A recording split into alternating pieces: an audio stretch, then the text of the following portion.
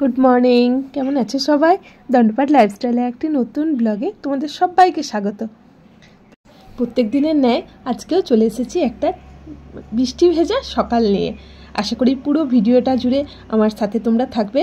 আর ভিডিওটা দেখতে দেখতে যদি ভিডিওর কোনো অংশ ভালো লেগে থাকে বা আমার কোনো কথা যদি তোমাদের মন ছুঁয়ে যায়, তাহলে চ্যানেলটা সাবস্ক্রাইব করে আমার পাশে থাকো। আর হ্যাঁ, ভিডিওটা ছেড়ে যাওয়ার আগে অবশ্যই একটা লাইক করে দিয়ে যেও। আর আজকে সকাল সকাল ভিডিওটা আমি কিচেন থেকেই স্টার্ট করছি, কারণ জানোই ছেলের সকালে স্কুল আর খেয়ে দেও স্কুলে যায়, ওই কারণের জন্য রান্নাবান্না আজকে স্যাটারডে আর ভেজ আইটেম, তো ওই জন্য ঝিঙে আলু পোস্ত করেছি আর একটু লাউ বড়ি আলু সব দিয়ে একটু পাতলা ঝোল করব। তো আজকে আর ডালটা করব না, ভাবছি এই ঝোল আর ওই ঝিঙে আলু পোস্ত দিয়েই হয়ে যাবে। আর প্রত্যেক দিন মানে শিলিগুড়িবাসীর সঙ্গে নিত্য রুটিন হয়ে গেছে এই সকালে বৃষ্টি। সকালের এই বৃষ্টিটা যেন, যারা সকালবেলা বেরোয় না, আমরা তো বাড়িতেই থাকি, আমাদের থেকে যাদের যে বেরোতেই হয় তাদের খুব অসুবিধা জানো। বিশেষ করে এই বাচ্চাগুলো তো সকালে স্কুলে যায়, সক্স শ্যুজ সব ভিজে থাকে, খুব সমস্যা হয় এতে। তো যাই হোক, কী আর করা যাবে, এই নিয়েই চলতে হবে। তো এখন ছেলেটাকে দিয়ে এসে লেগে পড়েছি ঘরের কাছে, কারণ ঘরের কাজগুলোই তো আগে সারতে হবে।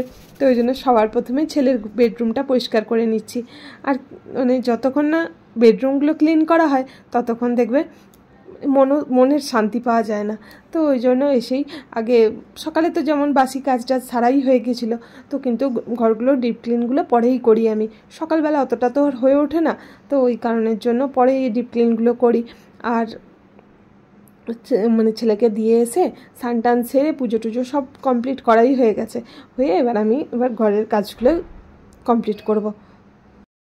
আর এই বেড কভারটা অনেক দিন ধরে পাতা আছে, তো আজকে ভাবলাম ছেলের ঘরে এই বেড কভারটা চেঞ্জ করে দিই।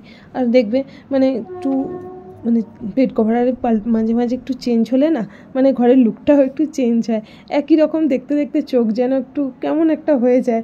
তো প্রতিদিনের কাজগুলো ফেলে রাখলে কি বলো তো, ঘরবাড়ি অপরিষ্কার থাকলে আর একটা অগোছলা থাকলে শরীর মন দুটোই খারাপ লাগে। আসলে সংসারের কাজ করতে করতে না কিছুদিন পর পর দেখবে এটা অভ্যাসে পরিণত হয়ে যায়।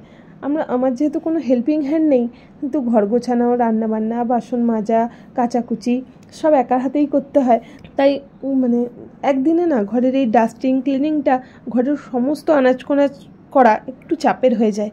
তাই আমি ডাস্টিং ক্লিনিংয়ের কাজগুলো একটু অল্টারনেট করে করি। আজকে দিকটা করলাম তো কালকে ওই দিকটা করব, এইভাবে করে করি। কারণ একই দিনে সমস্ত দুটো ঘর, এই ডাইনিং করলে না অনেকটা চাপের হয়ে যায়, একা হাতে সম্ভব হয়ে ওঠে না। এইসব করতে করতেই অনেক বেলা হয়ে যায়। তারপরে কি বলো তো, এডিটিংয়ের ভিডিও ছাড়ার একটা তো ব্যাপার থাকে, ভিডিও নিয়েও একটু বসতে হয়। তো সেই সব সমস্ত করতে করতে না একটু টাইম লেগেই যায়। আর এই দেখো, এটা কিন্তু আমি নিজের হাতে বানিয়েছি।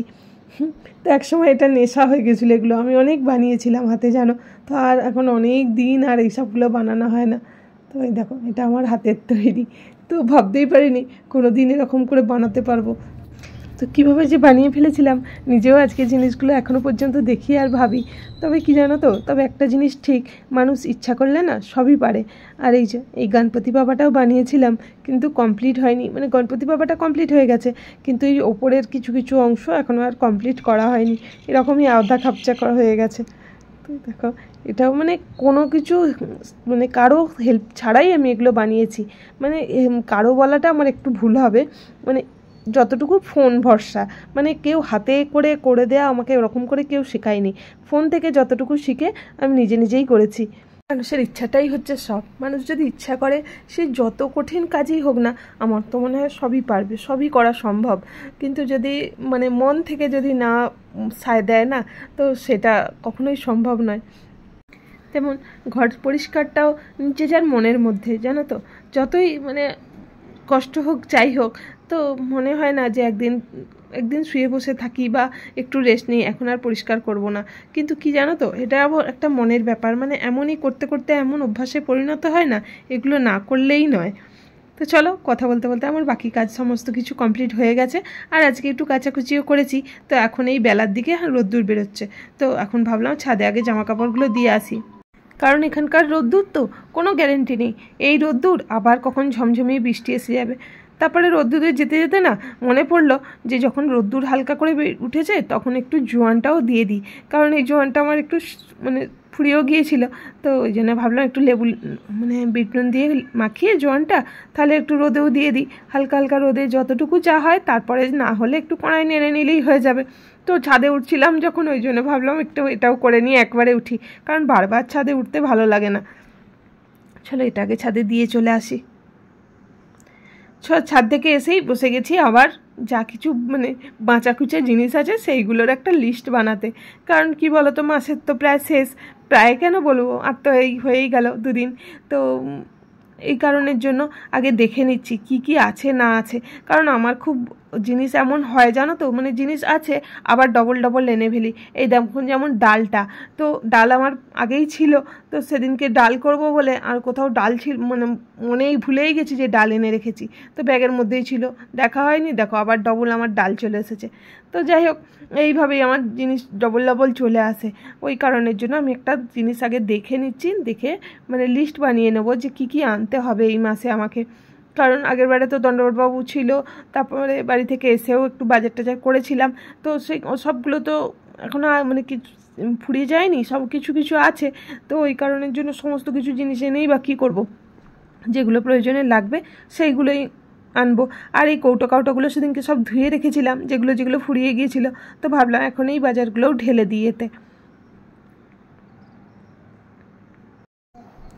আর ওই জন্য খাতা পেন নিয়েও বসেছি, যেগুলো আনতে হবে সেইগুলো লিখে নিচ্ছি, কারণ এরকম করে হিসাব করে নিলে না মানে জিনিস দেখবে নষ্ট হয় না। তো ওই আর মনেও থাকে, জিনিস সবসময় নোট করে নিয়ে নিলে তাহলে একটা মনে থাকে যে কি কি আনতে হবে না হবে, তখন দোকানে গিয়ে না তখন ঘুরপাক খাই যে কি আনতে হবে, কি ভুলে যাচ্ছি, এরকম মনে হয়। তো ওই জন্য আমি সঙ্গে সঙ্গে খাতায় নোট করে নিই কী কী লাগবে না লাগবেগুলো, আর এইগুলো করে রেখে তারপরে ছেলেটার জন্য একটু তরকারিও বানাতে হবে, কারণ ছেলে মানে আজকে আবার টিউশন আছে, বিকালের দিকে টিউশনে নিয়ে যেতে হবে ওকে। তো ওই জন্য ভাবছি একটু কুমড়োর তরকারি করে রাখবো, এসে ছেলেটা মানে টিফিন করবে আর রাত্রেও আমাদের হয়ে যাবে। তো মানে মশলাপাতিগুলো সব গুছিয়ে রেখে এবার একটা লিস্ট বানিয়ে নিচ্ছি কী কী আনতে হবে না আনতে হবে সমস্ত কিছু, আর মানে মশলাপাতি বলো যা কিছু সব মাসের যেসব মাসের বাজার আনতে হবে তার একটা লিস্ট বানিয়ে নিচ্ছি, কারণ এই অসময়ে মানে টাইম যখনই হয় না, যখনই জিনিসগুলো মনে পড়ে তখনই যদি না লিখে রাখি তো পরক্ষণে আমি আবার ভুলে যাই। ওই কারণের জন্য খাতা পেন নিয়ে এখন বসেছি, এগুলো আগে নোট করে নিই, করে নিয়ে তারপরে এবার রান্নাঘরে ঢুকতে হবে।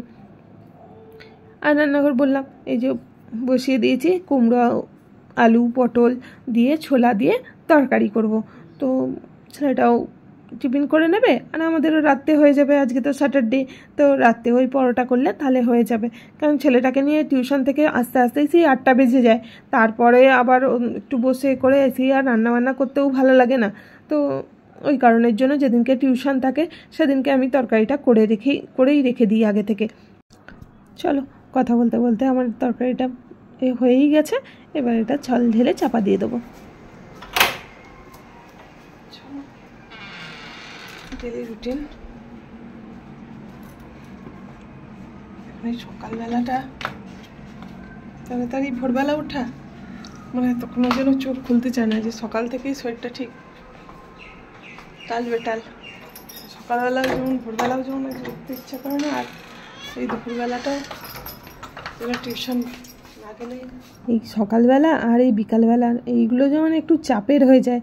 কি বলো তো, সকাল মানে ভোরবেলা তো আমাকে 4টের সময় উঠতেই হয়, তখনও মানে যেন চোখ ছাড়ে না, কারণ শুতে করতে তো সেই 1টা-1.5টা বেজেই যায় প্রায় দিন। আর মানে ভোরবেলাটা উঠতে যেন মানে মনকেই সান্ত্বনা দিই যেন আমি, যে এই তো ছেলে চলে গেলে একটুখানি রেস্ট নিয়ে নেবো, ও তা তো আর কাজ করতে করতে আর হয়ই না। তো আবার ছেলে এসে যায়, তো 3টের সময় ছেলে আসে, এইসব এই খেতে দেয়া এই কাজ ওই কাজ করতে করতে 3:30 বেজেই যায়। আর এই যে 4:30টার সময় টিউশন বেরিয়ে পড়েছি, আর আজকে দেখো টিউশন যাওয়ার সময় এই দেখো চা গাছটা এত সুন্দর লাগছিল যে ভাবলাম তোমাদের সাথে একটু শেয়ার করি। তো টিউশন থেকে চলে এসেছি, এসেই আগে সন্ধে দিতে বসে গেছি, কারণ অনেকটা দেরি হয়, তো বললাম 8টা প্রায় বেজে যায়, সন্ধে তো দেখানো হয় না। তো আর আজকে তো স্যাটারডে, তো স্যাটারডে মানেই তো আমার লোবান ধূপ জ্বালি, স্যাটারডে আর টুইসডে তোমরা জানোই। আর সন্ধেটা দিয়ে এবার একটু চা নিয়ে বসবো, কারণ মাত্র মানে সকাল থেকেই শরীরটা একটু কেমন মানে হয়ে আছে।